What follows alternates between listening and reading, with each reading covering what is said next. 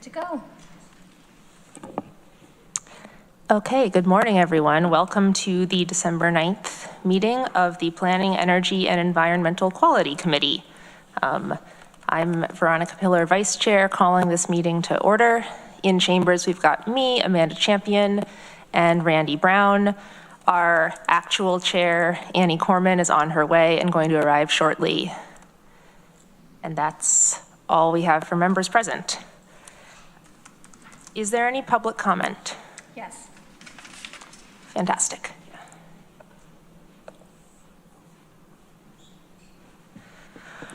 All right. I will read the rules for speaking under privilege of the floor, just for best practice. They are: I agree to a 3-minute time limit. I agree not to raise my voice. I agree not to use lewd, obscene, profane, slanderous, or libelous language, or speak or act in a manner that would tend to incite a breach of the peace. I agree not to speak about county personnel matters. Personnel matters include comments about the job performance of named county employees other than elected officials. After 3 minutes, I agree to leave the microphone and yield the floor. Transferring time to another person is not permitted.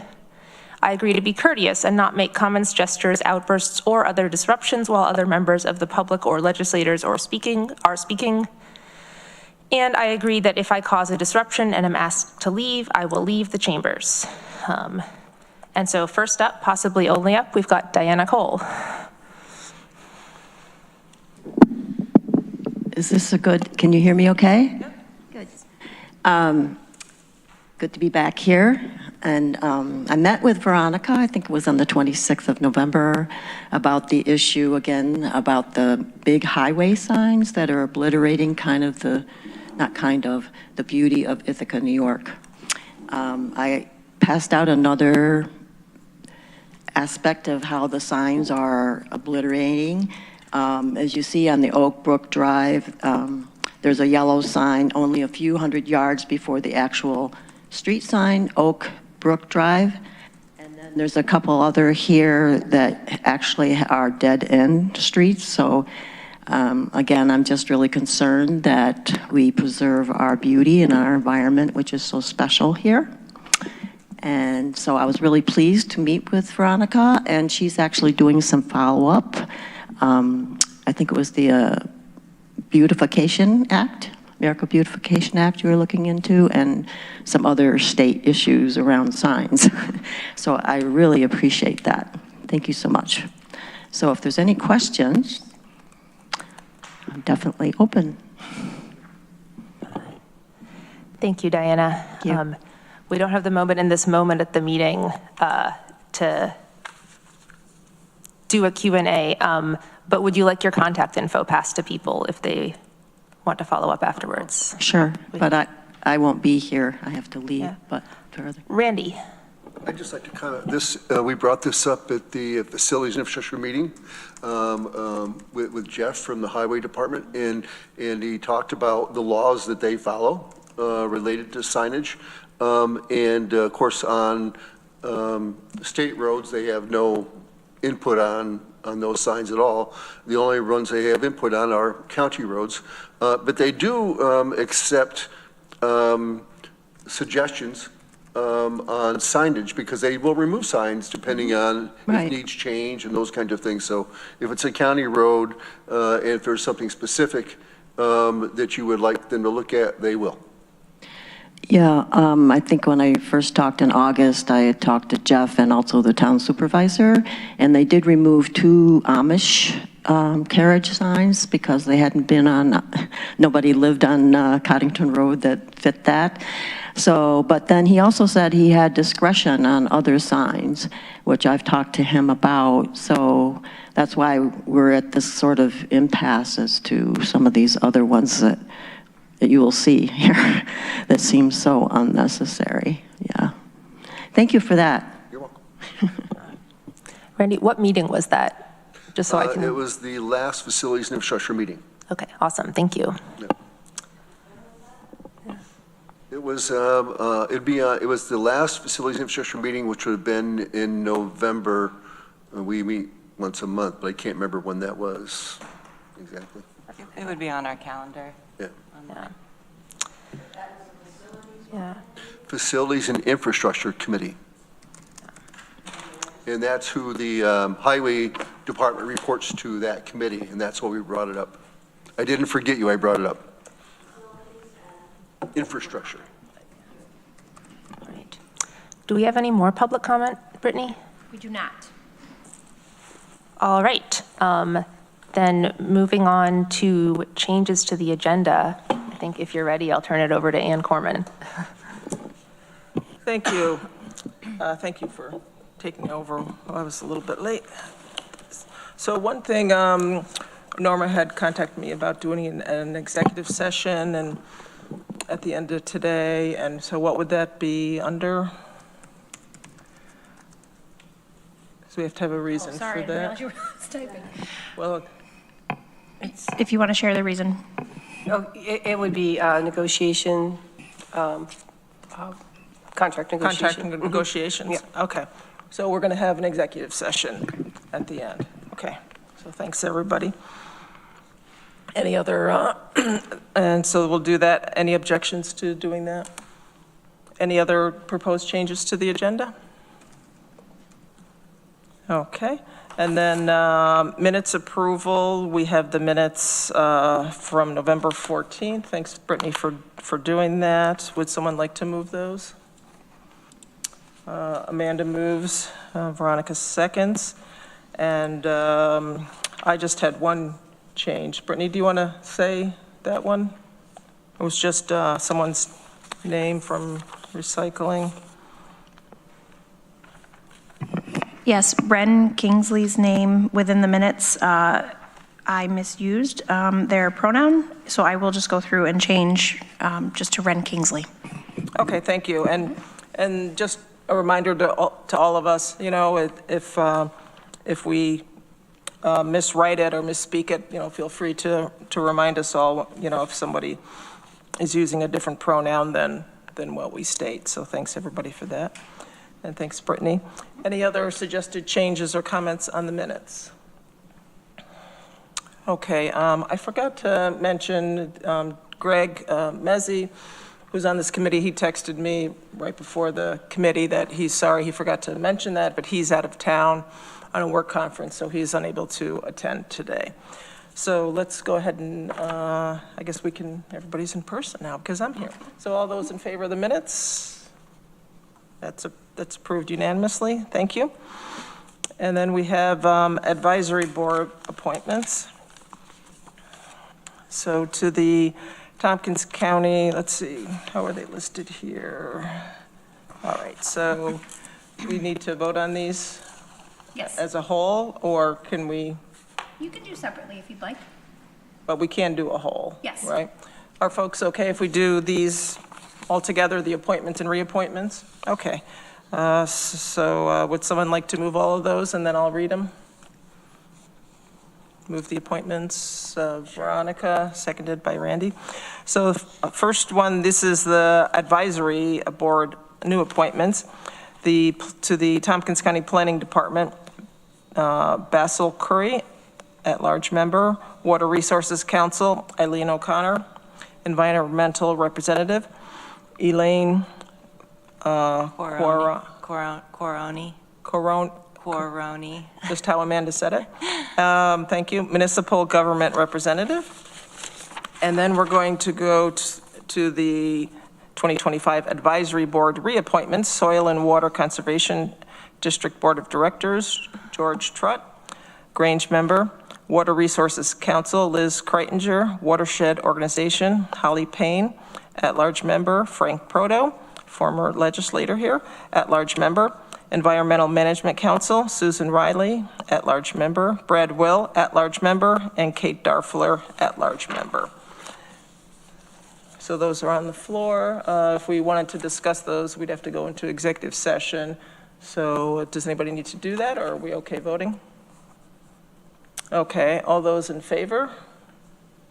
That passes unanimously. Great, so we're trucking along here.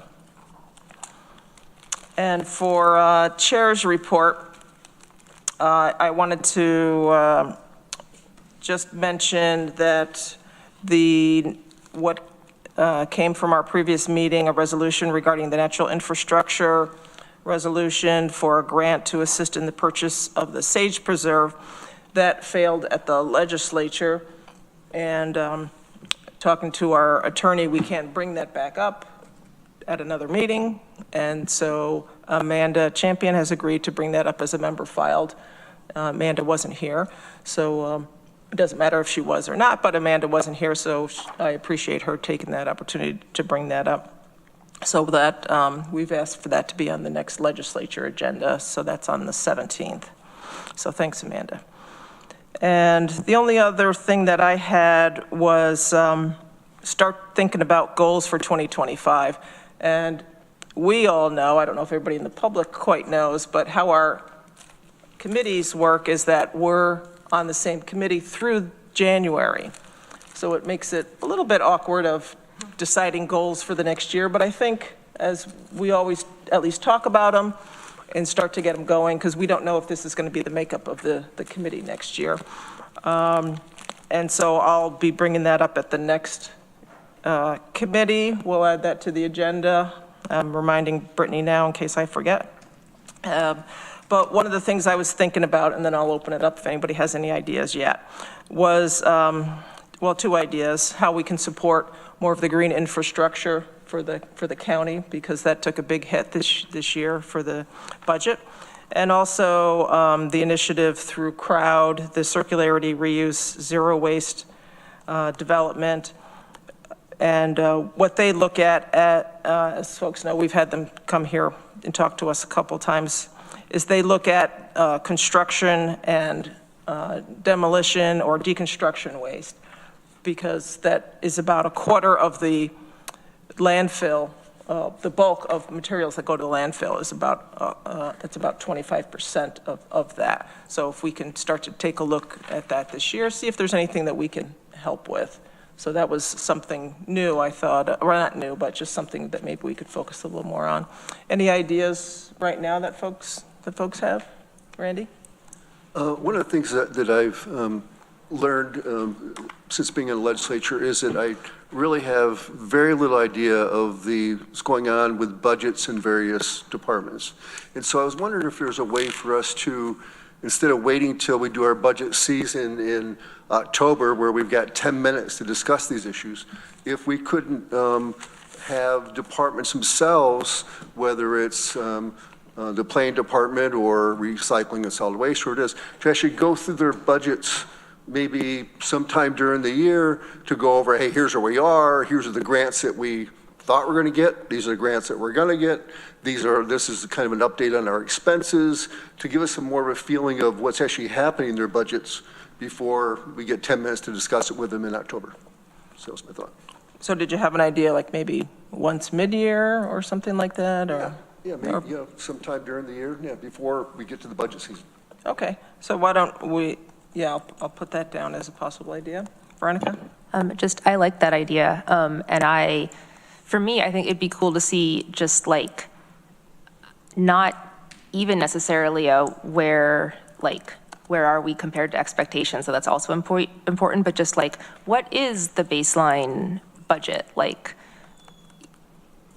what are you all spending the money on? Because I think at budget time, it's like Randy said, it's all compressed, and we spend the most time looking at changes or over target requests, but don't usually get to spend time on just, hey, here's the overall budget, or maybe when you tell us and our brains go right to the stuff that we're going to have to make votes on.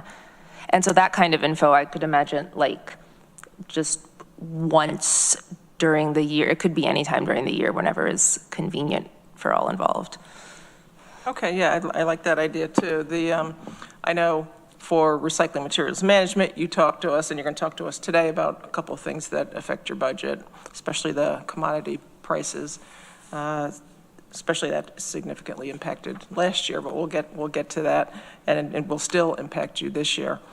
Any other ideas off the cuff? All right, thanks. And I don't believe, Brittany, we have anything from Department of Planning. Do we have Katie? I don't have down that we have a report from you. Is that correct? Hi, Yep, Katie. I'm just listening in, happy to help if you have any questions, but no report for me today, Annie, thanks. Okay, thank you. Any questions for planning? All right. And next up, we have Department of Recycling and Materials Management, and you're going to get into about the average commodity revenue. But before we do that, I just had a thought, and maybe, again, Brittany can help us with that. When we get into the resolutions, you have 4 resolutions, and they're about in the same category. So is that something that, if it was the will of the committee, they could take those all together and vote on them? Or do we have to vote on them each separately? Each separately. We do have to. Okay. All right, that answers my question. Thank you. So we have Leo and Kat here today, so I'll let you guys take it away. If you're starting on, do you have a report before you go into the commodity? I don't think so. Yeah. Okay, I'll just chime in and say what pages. So the commodity revenue report is page 21 of the packet. Yes. So yeah, kind of on the heels of what you were just discussing as far as kind of following along on budget development. This is probably a pretty good example. So we refer to this average commodity revenue as one of our main drivers of the budget. If you really simplified a budget, we would be talking about volumes. We would be talking about this average commodity revenue, grants, and that's kind of it, almost. That sounds simple, but there's a lot more to it. But those would be some drivers that we look at every single month. So January of 2025, Kat and I will do a projection for 2025 based on some actual data that we get in January. And that's pretty much how we work through the course of the year. And then that rolls right into our budget.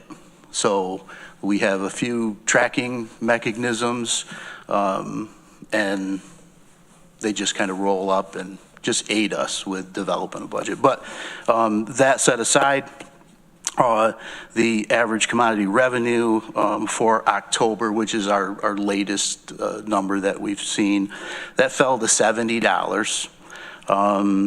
And you can see September was $85 per ton.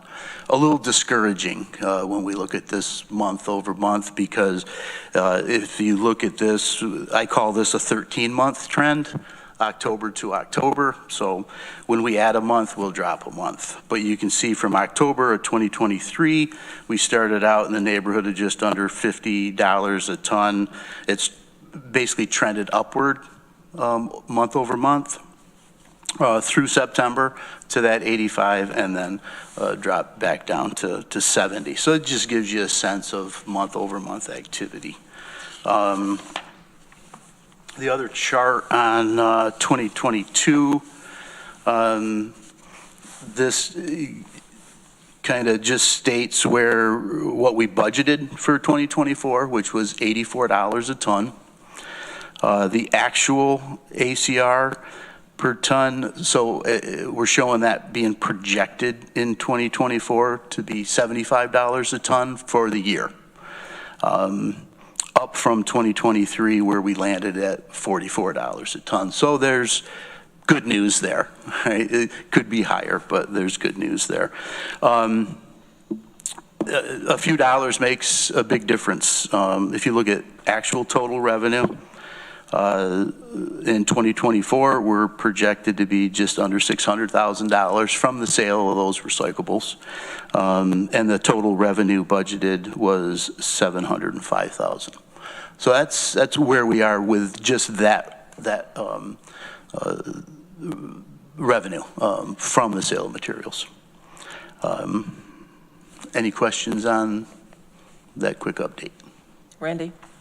What did you budget for 2025? What were your average for that? I was afraid you were going to ask that. I think we were 95, 90?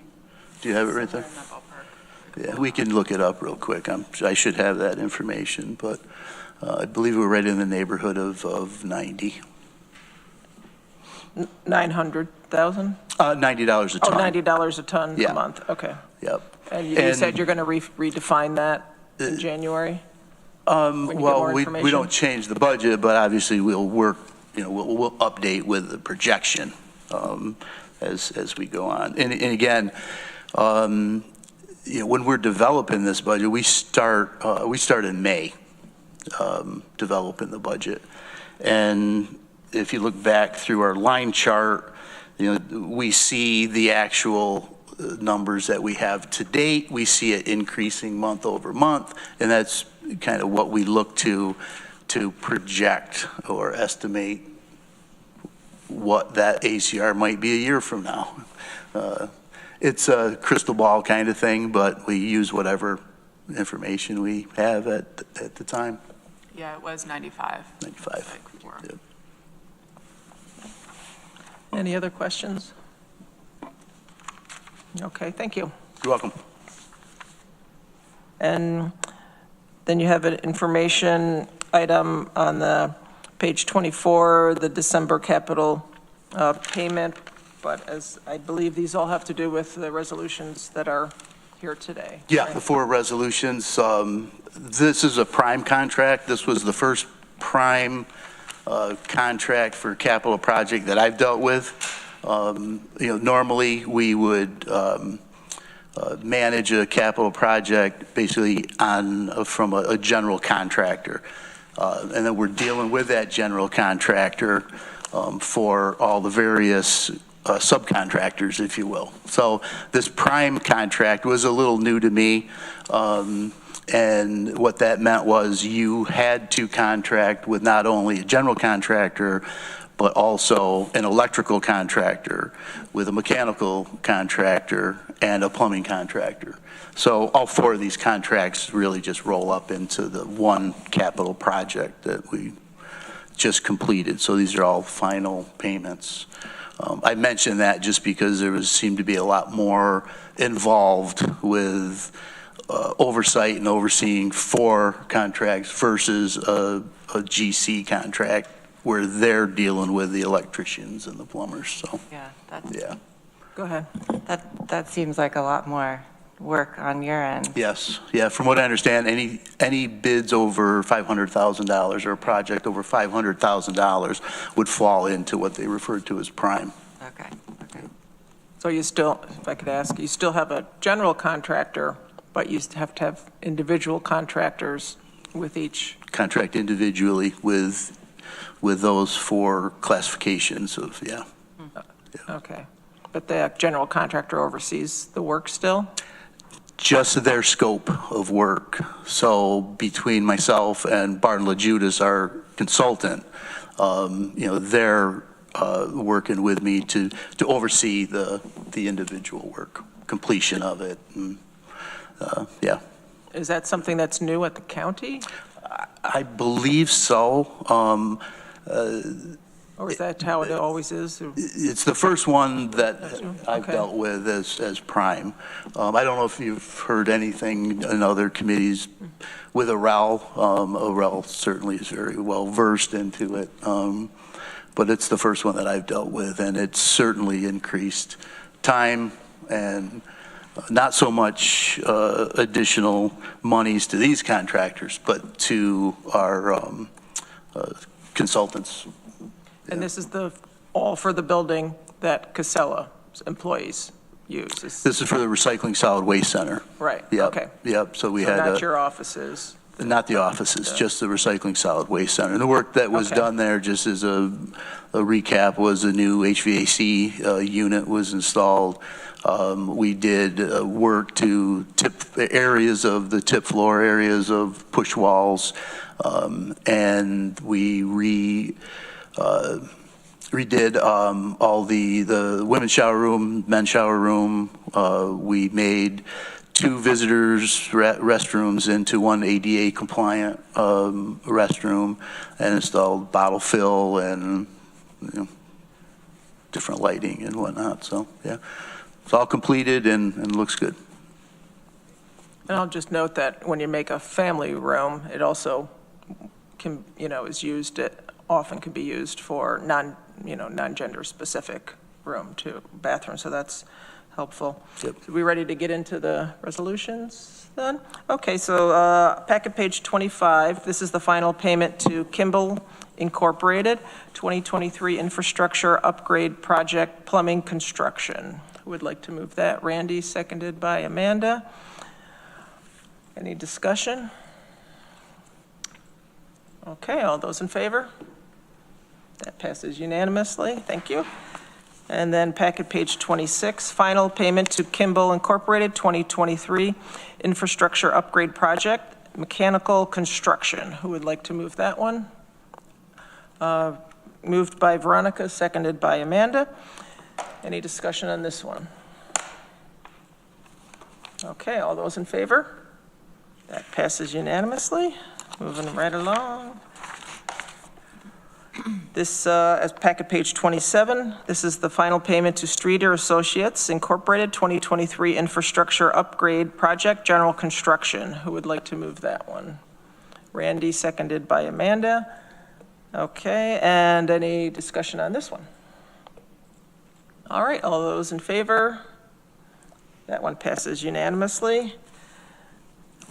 And then we have another one. This is on packet page 28, final payment to Matco Electric Corporation, 2023 Infrastructure Upgrade Project, Electrical Construction. Moved by Amanda, seconded by Veronica. And any discussion on this one? All those in favor? That passes unanimously.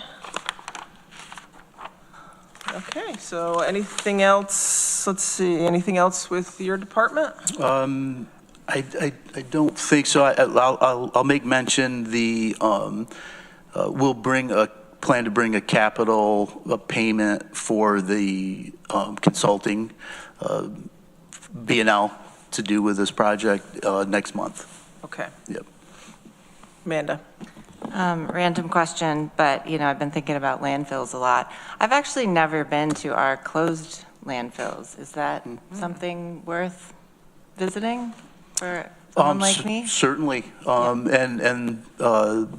Yeah, I think that would actually be a good idea for anyone that on this committee that would want to go up. To just remind you, we do have capital project plan for both closed landfills with the leachate collection system. So it gives you that visual of, of what it is that we're going to be doing up there. So, yeah. Well, maybe I'll shoot you an email, and I don't know if winter is a great time, but we could talk about maybe when we could do that. Yeah. Not a lot to see with a closed landfill, but certainly we could take you to those leachate tanks and, get that visual for the capital project. I'm sure that would be beneficial. Okay, cool. Thank you. All right. Thank you very much for coming today, Leo and Kat. Welcome. And hope you stay warm the rest of the week. Supposed to warm up a little bit the next couple of days. We'll be sticking around for the executive session. Okay, great. Yeah. And so next up, we have the county administrator's report. Norma, do you have a report before we go in to the resolution? I don't have a report other than the resolution, right? Okay. So on packet page 29, there's a resolution, I'll read it off. Authorization of lease agreement with Tompkins County Soil and Water Conservation District for cold storage building space at the Tompkins County Public Works Facility. Who would like to move that? Not sure who was first, Amanda, and then Veronica seconded. So I had, do you want to tell us a little bit about this, or I had a question or two?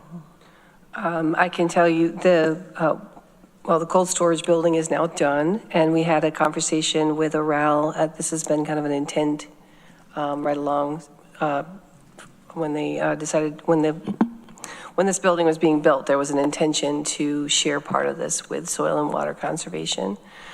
We have supported Soil and Water Conservation in providing them space. So it's part of kind of the in-kind services that we provide to Soil and Water for, so that's the premise behind providing this space to these folks.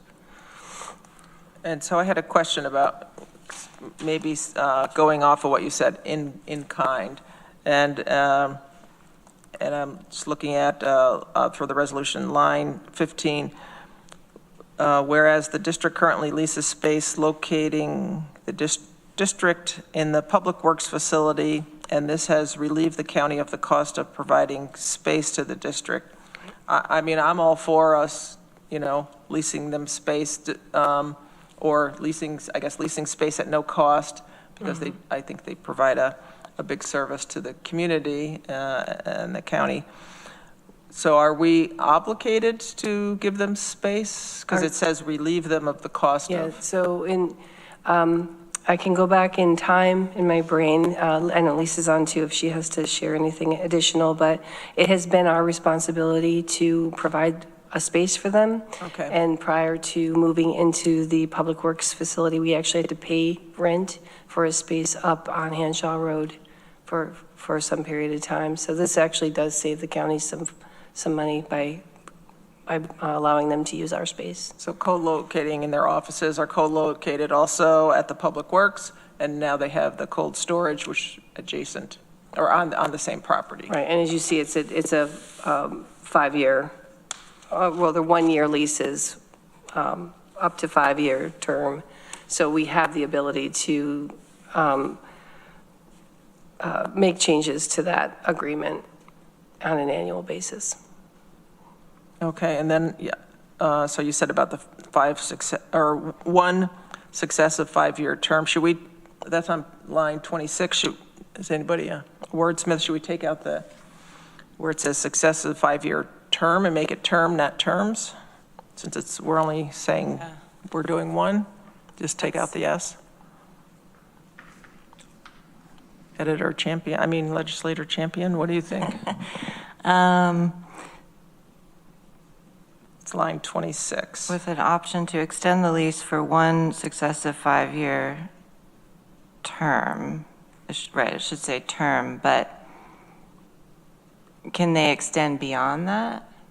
It would require another contract. And we would have to enter into another contract. So the contract provides for 5 years, and then after that, we'd have to do a new contract with them. Right. I guess I'm not fully understanding the language here. So is it a 5-year term or is it 5 1-year terms? They're 1-year terms with the option to extend. So each year they would have the option to extend up to 5 years. There's a cap on the number of years we can extend the contract. It's an annual contract with the option to extend for the next 5 years. They would do 1 year at a time? 1 year at a time, yes. Yeah, I guess I took it as 1 5-year term. Yeah. So, but we're meaning 1-year terms, and they can do it 5 times. So do we need to change the wording? I mean, maybe it's just me, but I was confused by that. The wording is awkward. I will,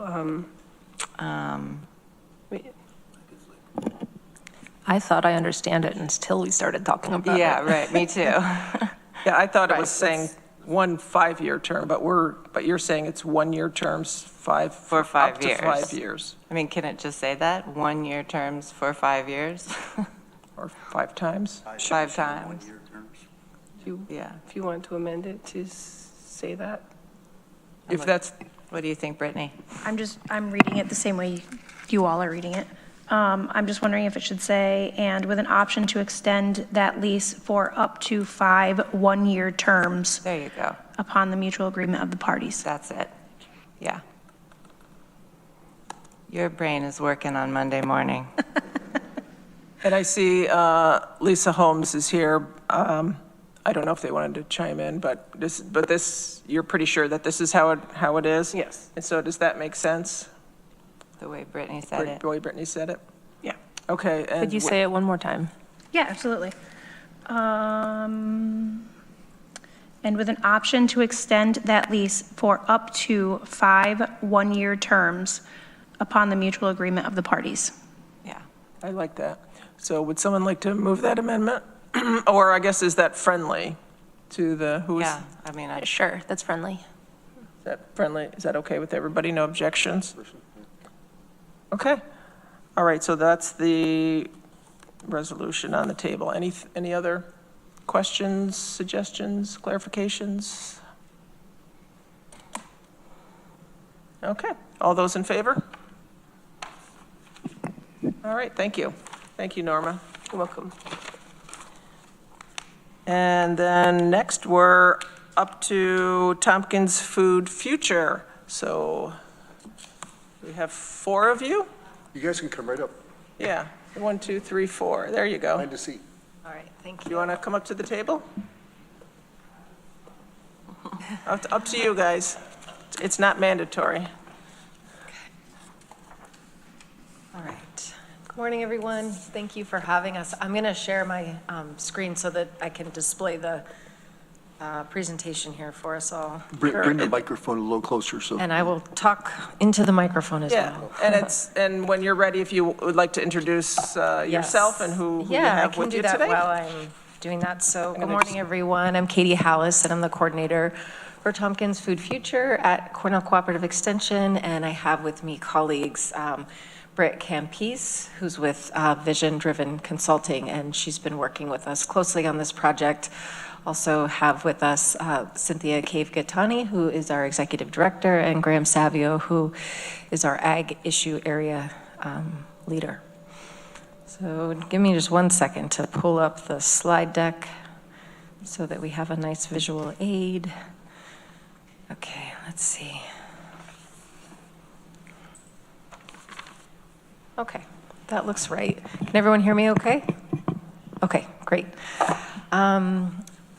So thank you for the opportunity to come and just provide you all with a kind of brief update and recap, I think, of the project and the intention of the project, and sort of also like a real-time update of where we are now, having been implementing the program for the last 4 months, and share with you a little bit about our thoughts for the next phase. So just to start off, thank you again for supporting this project and giving us an opportunity to do this pilot, to try something that hasn't really been done before, which is to offer some kind of very open-ended but very targeted broad support to a large number of organizations and business owners in the food system who are all working towards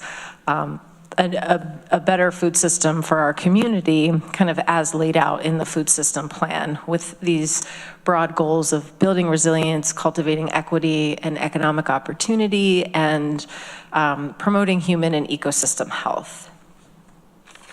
So just as a brief reminder, the purpose of this project was really to try to address, with an intervention, address a significant challenge that in my work as the community food system coordinator have just heard about from folks in all different sectors of the food system at sort of all levels, that actually sustaining their work financially and kind of organizationally is just a very common thread, a sort of ongoing and nearly universal pain point.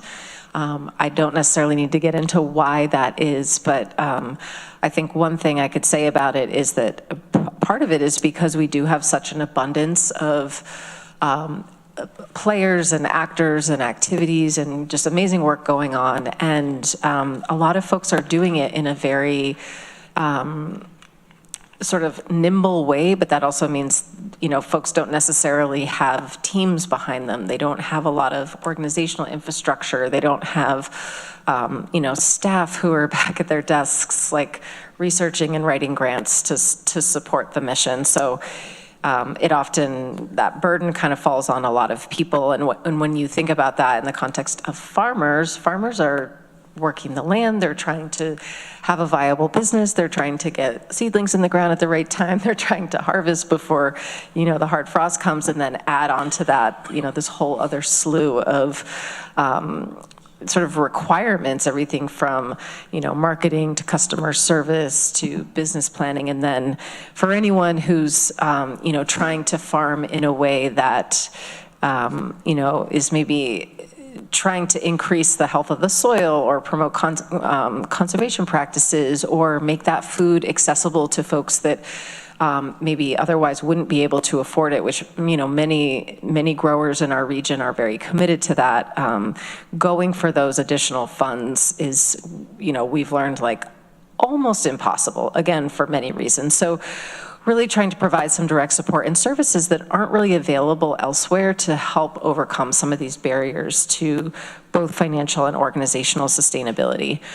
So again, just by way of reminder of kind of what we proposed and what we what our goals were, the legislature, again, deeply appreciate the $50,000 award made in 2023 to pilot what we conceived of as kind of a grant writing support program that would be administered by Tompkins Food Future at CCE.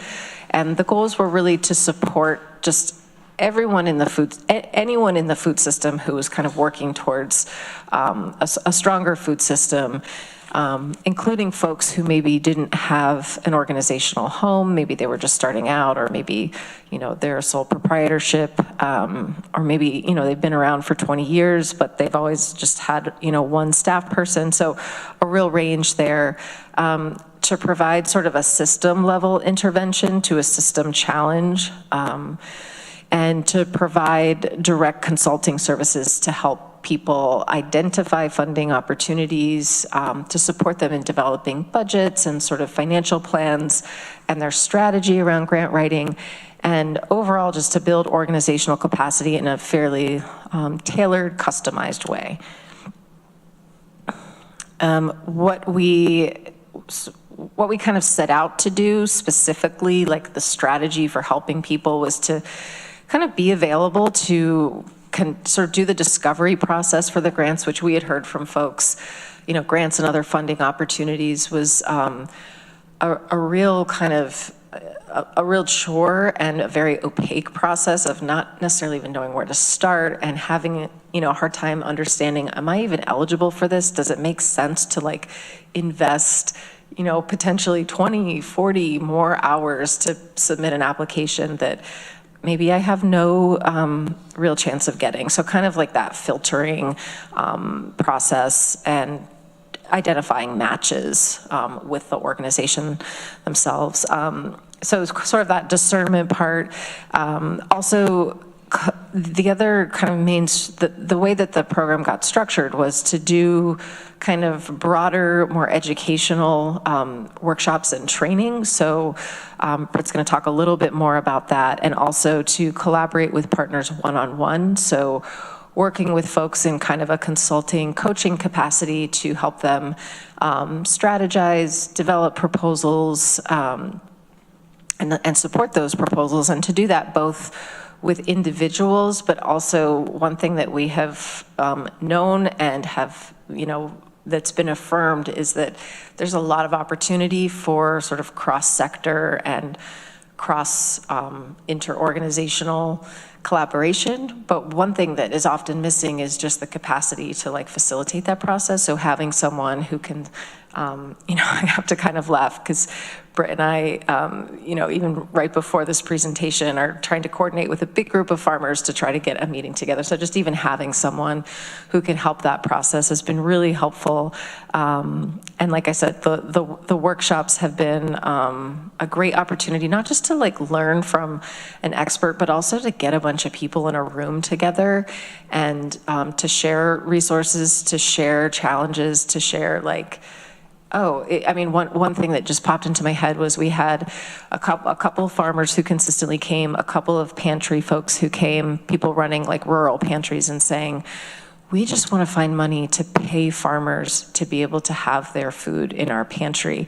And meanwhile, at the other table, we have a couple farmers who are currently doing that as a part of a pilot. So those kinds of cross-pollination opportunities have been really, really exciting, and really actually require people like coming together and meeting each other and putting a face to the name and getting to know one another. It's kind of slower work in that way of like building a relationship and building trust to want to do these more collaborative, innovative, larger scale kind of system-based projects.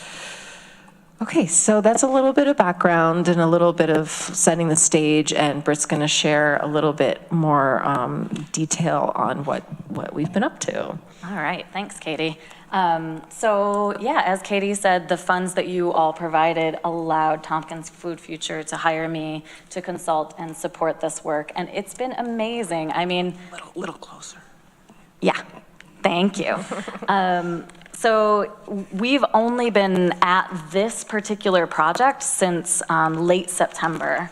And we've already had huge successes. You know, we might have set some goals a bit higher, but what we've done is we've been able to host all 3 workshops. And the workshops were introduction to budgeting, introduction to resource mobilization.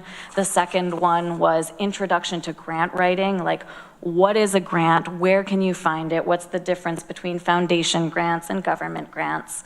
And then the third one, we printed out actual grant opportunities, and at each table, the different groups went through the grants to see, am I eligible for this? This is how I would go through a grant. So I gave them sort of a, here's how you navigate a grant application. And so they did this with government grant applications. And, you know, because we had scaffolded this learning, we had built the community, they were able to say, wow, this is really exciting, let's go for this together. And that's what one group did. They went for a pool of funding together, and a couple of farmers said, wow, I thought I was gonna be going for a beginning farmers grant. And after going through it at this table with all of you, I'm realizing I don't have the capital to put up in order to be reimbursed. It's a reimbursable grant. Somebody somewhere along the line told this farmer to apply for a beginning farmers grant,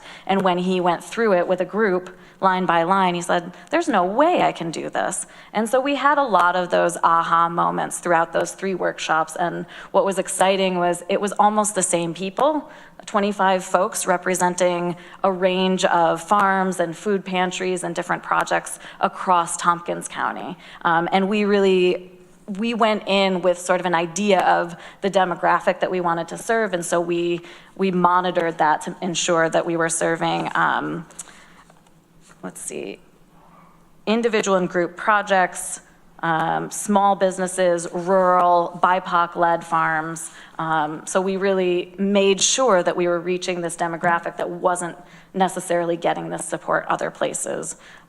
So we had about 40% of the people attend all 3 sessions. So they got that learning. And then you can see in the survey responses, we really wanted to know, is this helping you identify grant funding and non-grant funding sources, determining which funding sources are most appropriate, build your confidence, help you feel less alone, right? If any of you have ever gone for funding or applied for grants, you know what a cumbersome, exhausting, emotional process it can be, especially if you're working with government grants, right? So we really just built a community around what are you applying for funding for, how much is it going to cost, and where can you find that funding? Britt, can I just ask you a clarifying question? Did you say some of the grants entities are able to apply together for some of them? Yeah, and we actually supported them in, because they are for-profit entities who were going for a grant that required a nonprofit, we supported them in identifying a fiscal sponsor so they could utilize that fiscal sponsor to go for those funds. And we helped them sort of decide which fiscal sponsor, which type of fiscal sponsor, or what questions to ask the fiscal sponsor, right? So these things that I think, to me, because I've been working in this field for so long, it seems really easy. They just didn't have anyone to ask. So that allowed them to go for this funding. And again, you know, if you are applying for funding in October, we haven't heard about any of this funding yet. We'll know within the next probably 6 to 12 months, which is important because this funding got renewed, so we can continue this type of programming. So that is the workshops, and then we also wanted to do coaching. And the idea was, I think we wanted to say, okay, here's a farmer, here's a grant, let's support them in applying for the grant. What we found was we needed to go a lot slower. We needed to meet with the individual, identify what types of projects they were looking for, how much it was going to cost, and whether or not they were actually prepared to host the grant. And I would say 9 times out of 10, they were not prepared to apply for government funding, and applying for that government funding would have been problematic or challenging for them because they don't have the internal capacity to manage those funds, and or they hadn't identified very clearly what the parameters of the project were. You know, they were just saying, we need funds, we should go for grants. Instead of saying, we sort of backed up and said, what do you need funding for? How much? And for what? And how can we identify grants after you identify what you need and how much it is? So that's sort of, we took the process back a little bit. But throughout this, I was connected with all the folks at CCE, and they were sort of passing me grant applications that were coming out, and I was saying, okay, based on my conversations, here's who might be ready for this grant. Here's who might be ready for this grant. Or I would work with Monica Roth, who's sort of the grants guru at CCE, and say, hey, I've got this group who is looking for this type of funding around this amount, and she could say, that's the grant. And so we really sort of developed this amazing system where we were just sort of in community, in relationship with farmers and pantries, saying, okay, what are you looking for? And then what emerged out of that is, hey, there's a lot of folks looking for similar things. What would happen if we start bringing these people together to collectively apply for certain types of funding, or to collectively think about different collaborations? So this is sort of, I'm jumping ahead a bit, because this was sort of the process that emerged as we started having these individual coaching sessions. So as of last month, there were about 20 coaching sessions held, various informational meetings. I would go through a lot of grant applications to determine whether or not it made sense for folks to apply, and it was just a lot of relational feedback. So it wasn't as transactional as I think we had initially thought it would be. Here are some quotes. Thanks again, best group and facilitators. I would love to see a second iteration of this workshop. Great local business partnerships. I thought today's meeting was very productive. You have a lovely and kind way of drawing answers out of the two of us and helping us make sense of our giant project. So that was sort of a quote that sort of embodied what we were doing, as helping to put things in order with folks. All right, and I'll pass the next one on to Katie. So in the scope of work that we developed for this fall, basically September through December, part of what we really wanted to end with was a set of recommendations to help support what would come next. And of course, we're really excited to be able to continue this work and to kind of have a next phase, which also gives us an opportunity to kind of to just, again, look at the scope of work and to think about what 2025 will look like based on everything that we've learned. And the recommendations will then come, at the end, but we wanted to share just a couple of the emerging recommendations just from where we sit today, which is in many ways to continue what we've been doing, but especially supporting supporting collaborations that are kind of emerging or beginning in the community by convening and facilitating those groups, and sort of not just, in addition to helping them find funding, also helping them to build capacity. Another piece, another important recommendation is to share some of what we've learned with funders, so having strategic conversations with potential funders, including but not limited to local foundations, investors, institutions, banks, municipalities, to just start to think outside of the box about how some of these collaborative projects and just the work in the food system that we want to see happen could be supported in a more sustained way. Developing recommendations around longer-term infrastructure that includes support around these pieces of identifying and getting set up with a fiscal sponsorship or a fiscal sponsor agency. What are the organizing structures that groups can employ to support this kind of collaboration? What are the different funding streams, et cetera? We're going to be working to develop the next phase of the educational workshops, so building on what we did this fall, which was fantastic, and also kind of integrating feedback from folks who participated, and that might look like, you know, when a big food system grant comes out in the spring, for example, having some targeted sessions focused on that and really exploring that opportunity earnestly with folks who might want to partner together, because that's not really the way we've done it historically. Historically, there's usually, you know, one or two organizations with sort of the infrastructure and the capacity to do it, and they apply, and then we kind of try to figure out who's involved and what's going to happen. And there are a lot of reasons why that hasn't always worked as well. And then also just to think a little bit more about our process, whether that's having a little more strict of a cap on the eligibility or stricter requirements, developing an intake session. You know, Britt kind of referred to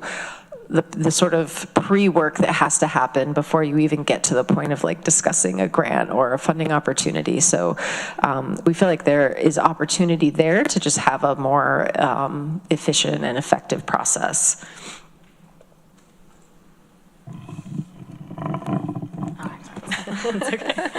So this is a lot of sort of repeat. Can you hear me?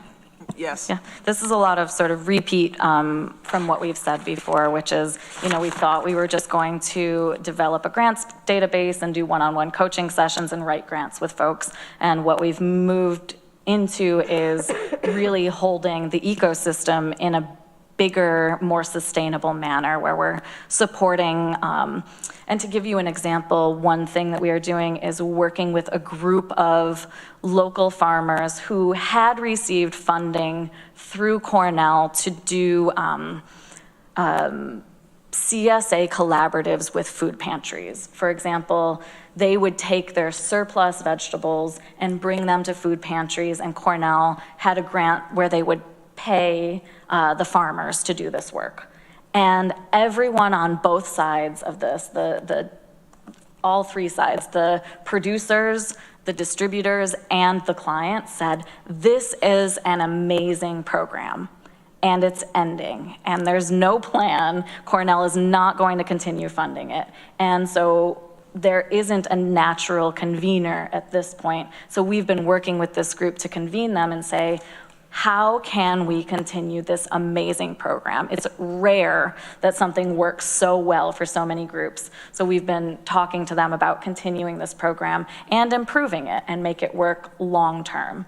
We're talking to local markets. So the small local markets like Brookton and Danby and Groton, these small local markets who really want to work with farmers and really want to provide local produce and meat to their communities and need to collaborate with each other in order to do that. So one of the things we will be doing is convening these local markets to say, what do you have in common and how can we support you in going collectively either for funding or for additional programming? And then also convening pantries to say, how has it worked well to work with local farmers? What produce do your clients really want that farmers could plant more of, right? So you're seeing the ways that we're sort of convening these subsets of the ecosystem to work together and preparing them to apply for large pots of money. So you can see sort of, these are the things that we didn't necessarily know would emerge, and it's all sort of in process at this point. So it does involve grants, it does involve fundraising, but it's sort of a both and kind of method for it. Can we answer questions at this type of meeting or not, or at this type of interaction? Sure. Okay. Do any of you have questions, or Graham and Cynthia, do either of you want to share anything before we move forward? All right.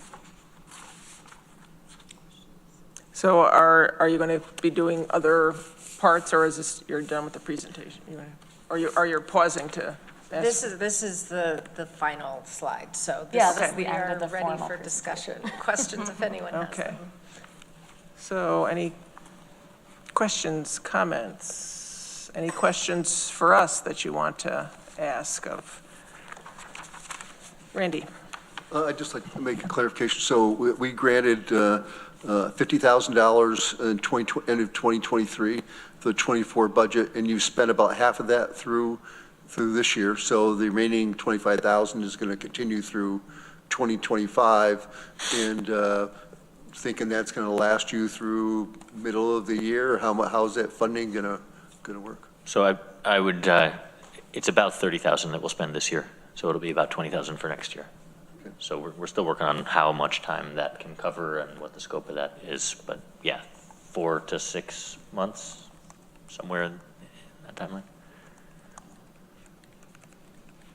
Would it be something that you're maybe looking at, like you said, the grants can take well into this year till you find out if people or organizations got awarded grants that already got applied for.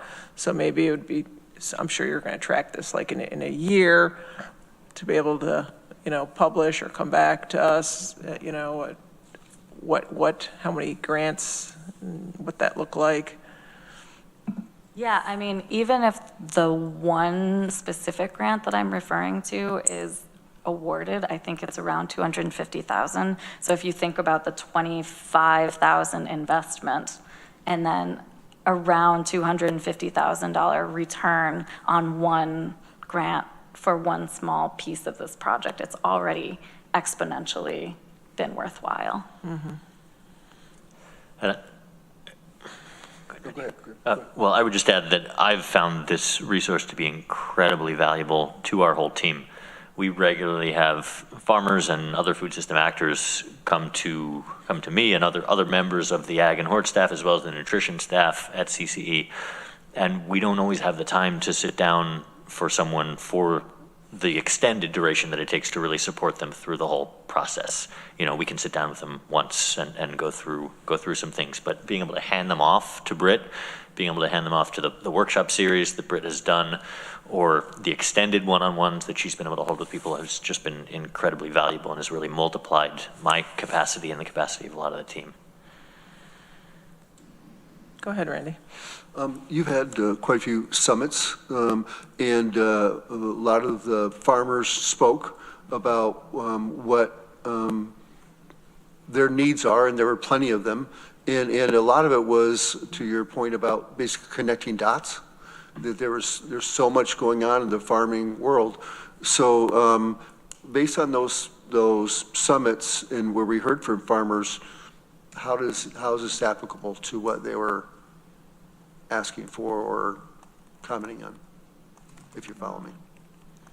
Yeah, I mean, as far as the convenings that we've hosted and the ways we brought people together and tried to kind of create a space where people from throughout the food system can connect with one another and understand what each other's, challenges are and what each other's working on. I think this is like a central connector in that way, because I think it sort of continues that work of convening people who are active and ready to work on projects. We could think of them separately, like this is part of the, finding funds for farms and food access program, and the food system forums and summits are another program of Tompkins Food Future. But I think it's all really in the same vein of building those relationships and building that community and encouraging collaboration. So I think it fits like squarely within the mission, and I think that it seems to be, at least at this early stage, it seems to be very well received by farmers who, for, my almost 5 years of doing this, one of the central challenges has been like, we are trying to like be so many things all at the same time. And I think I've spoken with this group before and maybe others, but when I think about the ways that like our community supports different sectors of Tompkins County, whether that be small businesses or like the human services sector or, arts and culture, I really look to these models, and I'm sure I'm missing a couple here, but, I look to these models of like the Chamber and, the Community Arts Partnership and the Human Services Coalition. And in the food system, people do have places to go, no doubt. They have Cooperative Extension, which is an incredible resource. They have Groundswell, which is also an incredible resource, Cornell Small Farms. I don't want to forget any, but I think having, the kind of support that we've been able to provide through this program, which is kind of intensive and very engaged, that hasn't really been part of the infrastructure. And so I think it's been really fascinating and exciting just to see it kind of working. And with that being said, it feels like we definitely still have a pretty small, representation of farmers and other folks. So it still feels like it's very much in a pilot phase, but I think it has a lot of potential. Does that answer your question, Randy? Okay.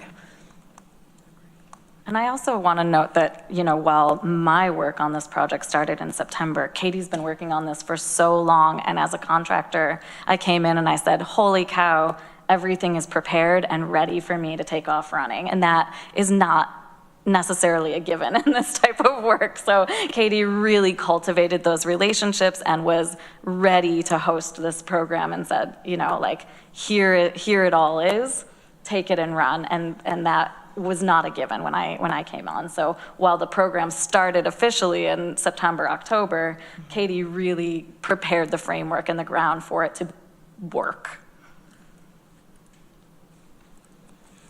Seeded the land first. Precisely.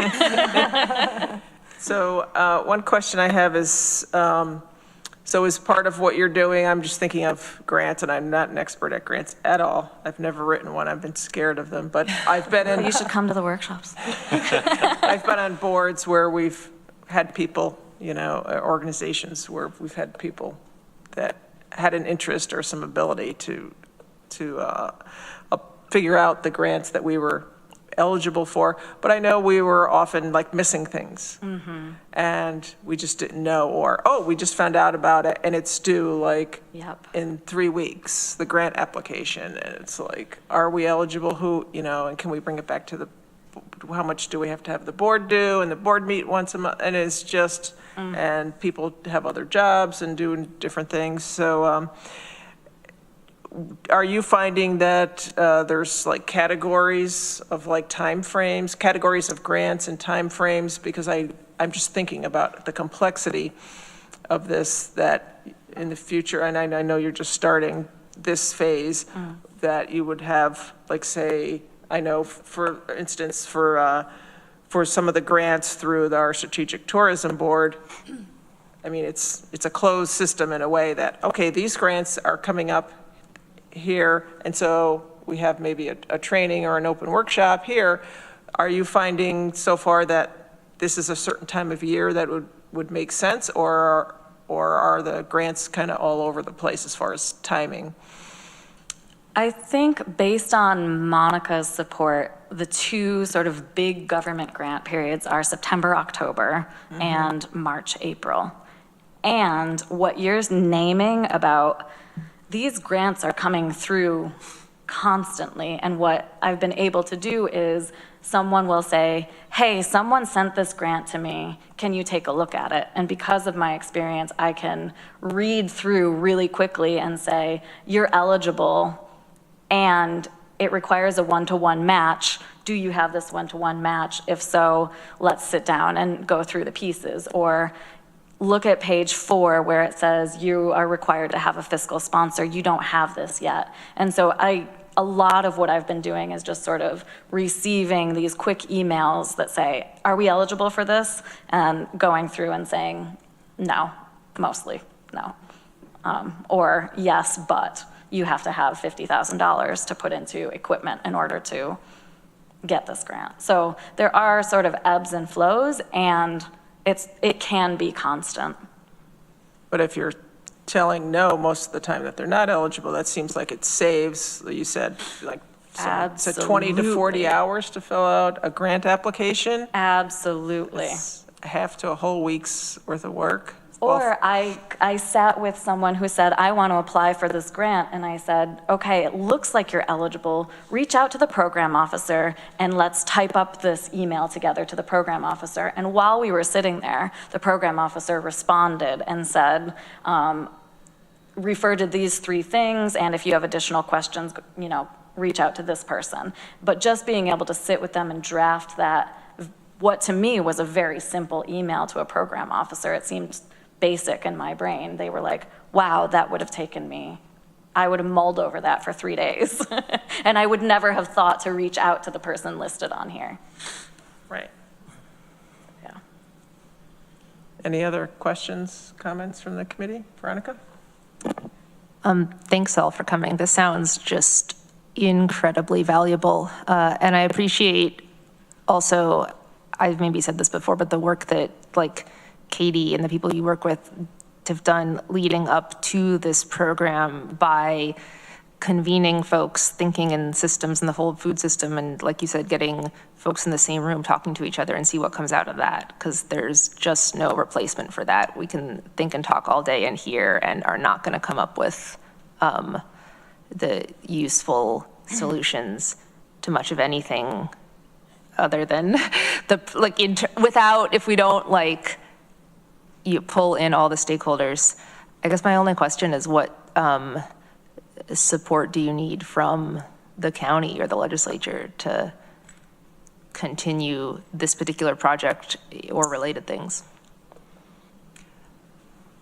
Well, the OTR was definitely the seed for Cornell Cooperative Extension to house this, and we really appreciate that. When we get to the next phase in terms of recommendations, that's part of our thinking is how do we expand the life of this? What would that look like? So I'm not prepared to outwardly answer that today, but we know that that is something we definitely have come to learn is going to be part of the next assessment phase of how to make this a sustained program. And as we talk about communicating with potential funders, what would it look like for us to bring a group of farmers who is really excited about a project that will impact the food system here to this conversation, and for the county to potentially be, a stakeholder in that?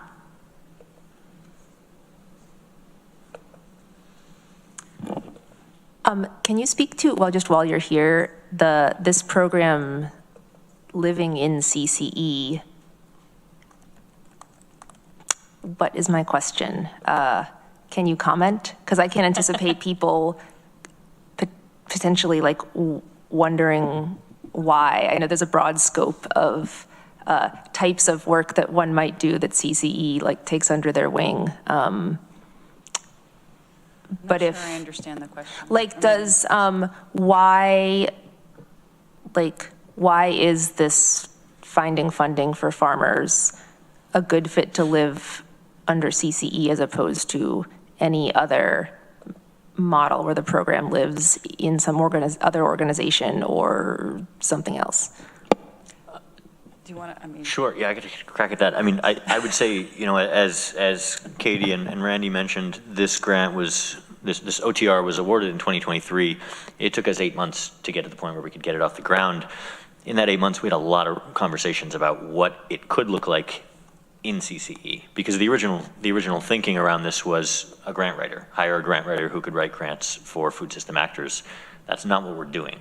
We don't, Britt is not writing grants for food system actors. She's teaching people how to assess whether grants make sense for them and then holding their hand through the process of applying for grants. And that's core CCE work, holding people's hand as they go through things like this, teaching them along the way. is something that I would love to be doing myself. I would love it if more of my team had time and capacity to do this, and we just don't.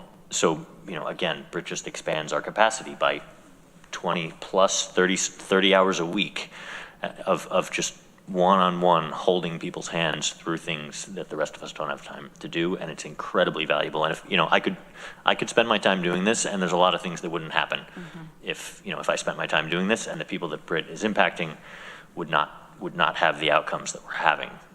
So I think it is pretty core CCE work. It's core CCE also because of all the other programs and entities that we work with in terms of convening and our relationships that are, exist and pre-exist, and and I think support even with the university. Just that connection as well. It lives well there. And I would acknowledge too that I think we'll be coming to, I assume, in the next quarter or so about the future of Tompkins Food Future and what that's going to look like administratively.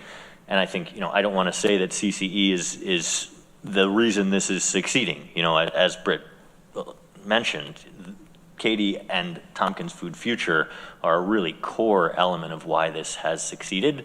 And so this relationship between CCE and Food Bank of the Southern Tier and Tompkins Food Future and the Food Policy Council and Farm Bureau and Cornell, CCE works with all of these entities and Groundswell and all these others on a regular basis. And so we're able to, like the Farm Viability Institute put out this grant for the Beginning Farmer Grant. They reached out to me to ask if we would be willing to be listed on their RFP as somebody who can help farmers apply for this grant. Without Britt, I wouldn't have been able to say yes to that. But with Britt here, I was able to say, yes, absolutely, list CCE Tompkins as an entity that can help farmers apply for this grant. We have someone who can spend time doing that. The power of community. Thank you.